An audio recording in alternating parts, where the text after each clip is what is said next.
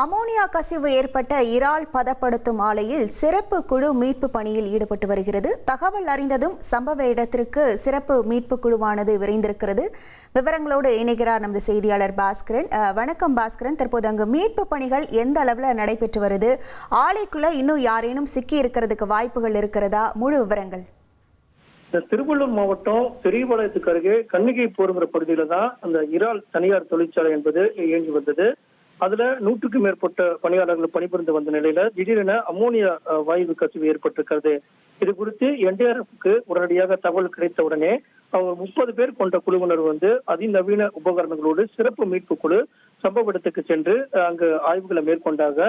அது அபாய பகுதியாக கண்டறியப்பட்டு உடனடியாக அங்கிருந்தவர்களை மீட்கக்கூடிய நடவடிக்கைகளை மேற்கொண்டிருந்தாங்க. அந்த வகையில பார்க்கும்போது தனிப்பட்ட அந்த பாதுகாப்புக்கான உபகரணம், வாயு கண்டறிதல் கருவி, CBRN மீட்பு உபகரணங்கள் இதோடு அவங்க சென்று அங்க பாதிக்கப்பட்டவங்க எல்லாம் மீட்கக்கூடிய நடவடிக்கைகளை தொடர்ந்து ஈடுபட்டு இருக்காங்க.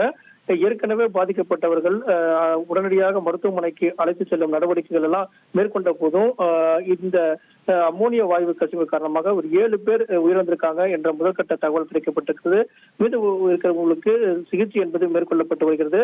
அபாய கட்டத்தில் இருக்கிறவங்களுக்கு தீவிர சிகிச்சை என்பது மருத்துவமனைகளில் வழங்கப்பட்டு வரக்கூடிய நிலையில அந்த பகுதியில ஏற்கனவே இருந்த தொழிலாளர்களை உடனடியாக மீட்டு பாதுகாப்பாக அழைத்து செல்லக்கூடிய நடவடிக்கைகளை தான் இந்த மீட்பு குழுவினர் உடனடியாக இறங்கினாங்க. இதன் காரணமாக பெரிய உயிரிழப்புகள் மேலும் ஏற்படாத வகையில அந்த பகுதி முழுவதுமே அபாய பகுதியாக அறிவிக்கப்பட்டு அந்த இடத்துல அவங்க தொடர்ந்து அந்த வாயு கசிவு ஏற்படக்கூடிய வாய்ப்பு இருக்கிறதுக்கான மீண்டும் சாத்தியக்கூறு இருக்கிறதா அப்படிங்கறத எல்லாம் கண்டறிந்து அதை தடுக்கும் நடவடிக்கையில தான் ஈடுபட்டு வராங்க. தொழிலாளர்களை பத்திரமாக அங்கிருந்து மீட்கக்கூடிய நடவடிக்கைகள் இருந்தது.